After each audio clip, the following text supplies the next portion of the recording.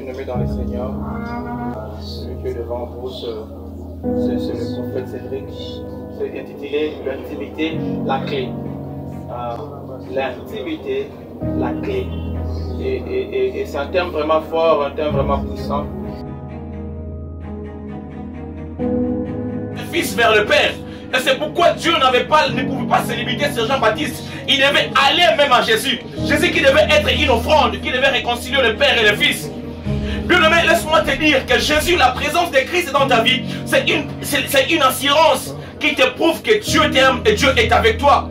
Si Christ n'a pas voulu habiter à côté de toi, mais il a voulu habiter en toi, c'est une assurance qu'il t'accorde qu'à chaque fois que tu as besoin de lui, il ne quittera pas loin pour venir là où tu es, mais il quittera en toi pour accomplir les choses avec toi.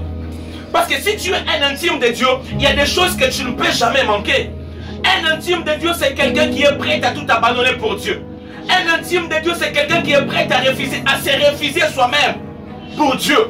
C'est pourquoi Christ dit dans la Bible à cet homme, il dit, Christ dit, celui qui pose la main à la charrie, il ne regarde pas derrière, il part en avant. Il dit, laisse-moi aller d'abord dire à mes parents que je pars. Mais Christ dit, celui qui met sa main sur la charrie, il ne regarde pas derrière. C'est une vie qui suit de suivre Jésus. Une vie de faire de Jésus le premier pas de ta vie. Une vie de faire Jésus. La première des choses à penser dans ta tête, ça doit être Jésus. La première des choses à faire dans ta vie, ça doit être Jésus. Pas pour toi, pas pour ta gloire, mais pour la gloire de Jésus. Un intime de Dieu est prêt à se priver de tout ce qu'il est capable de se priver pour honorer le royaume des cieux.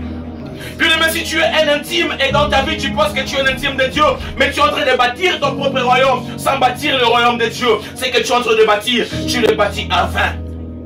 Bien-aimé, un intime de Dieu, tout ce qu'il fait ça pour la gloire de Dieu. Il fait que pour le royaume de Dieu soit une réalité sur la terre. C'est pourquoi Christ nous dit, mon royaume, il dit, mon royaume est venu vers vous. Luc chapitre 10, il dit, mon royaume est venu vers vous. Quand le royaume de Dieu est venu vers nous, ce royaume devait habiter avec nous. Mais un moment devait arriver que ce royaume devait habiter en nous, au travers le Saint-Esprit de Dieu. Tu dois savoir, mon bien-aimé, que tout ce que tu fais, que partout où tu dois aller, dans tout ce que tu feras, à chaque fois que tu feras quelque chose, tu dois savoir que le royaume de Dieu habite en toi par la voix du Saint-Esprit. Il y a d'autres choses que tu es en train de chercher, mais ces choses sont en toi. Il y a la domination que tu cherches, mais qui est déjà en toi. Il y a la victoire sur les péchés que tu cherches, mais cette victoire est en toi. Ne laisse pas l'Esprit de Dieu au chômage dans ta vie, mais fais que l'Esprit de Dieu soit un travailleur quotidien dans ta vie. Fais que l'Esprit de Dieu soit un travailleur de tous les jours, de tous les temps dans ta vie, bien-aimé. Développe ta vie d'intimité avec Dieu. Quand tu es loin de Dieu, des fois tu peux croire que Dieu n'existe pas. Quand tu es loin de Dieu, des fois tu peux croire que Dieu est un mystère. Mais quand tu te rapproches de Dieu, tu comprendras que Dieu, c'est un papa.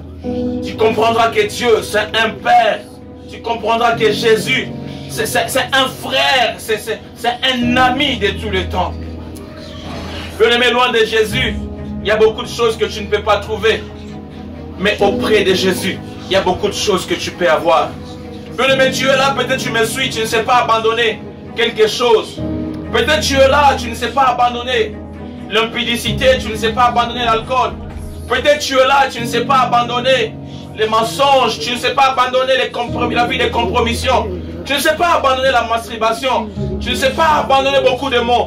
Mais laisse-moi te dire que si tu laisses à Christ la chance d'être ton intime, les efforts que tu fournissais pour abandonner ces choses, tu comprendras que tu les fournissais en vain.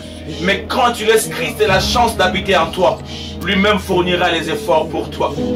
Serviteur de Dieu, toi qui me suis, laisse-moi te dire, ce qui me fait peur, c'est pas voir un serviteur de Dieu qui prophétise bien. Ce qui me fait peur, c'est pas voir un serviteur de Dieu qui prêche bien. Ce qui fait peur au diable, c'est pas de voir un homme de Dieu puissant et fort. Mais ce qui fait peur au diable, c'est la vie de l'intimité avec Dieu.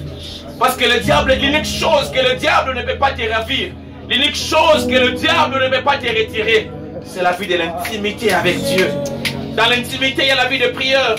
Dans l'intimité, il y a la vie de la sanctification, la vie de jeûne, une vie de consécration totale à Dieu.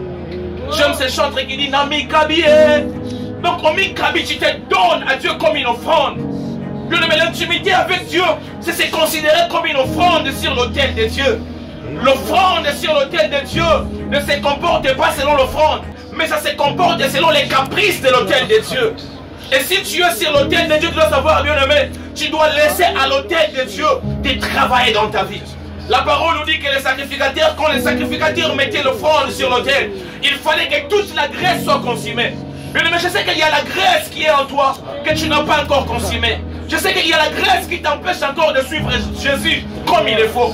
Je sais qu'en toi, il y a encore la graisse qui est en toi. Mais tant que tu es sur l'autel de Dieu, laisse l'autel de Dieu te consumer, mon bien-aimé. Tu as une mission avec toi. Dieu veut t'amener quelque part. L'apôtre Paul nous dit dans le livre de Romains chapitre 12, le verset 1er, il dit que nous soyons des sacrifices agréables, vivants et saints pour Dieu. L'apôtre Paul a insisté. Il dit que nous sommes des quittes raisonnables du Seigneur.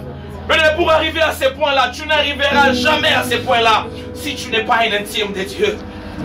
Bien-aimé, si tu es un intime de Dieu, tu ne forceras pas pour écouter la voix de Dieu. Si tu es un intime de Dieu, tu ne forceras pas pour réussir dans un combat. Si tu es un intime de Dieu, il y a des choses que tu ne peux jamais forcer, mais des choses qui viendront d'eux-mêmes.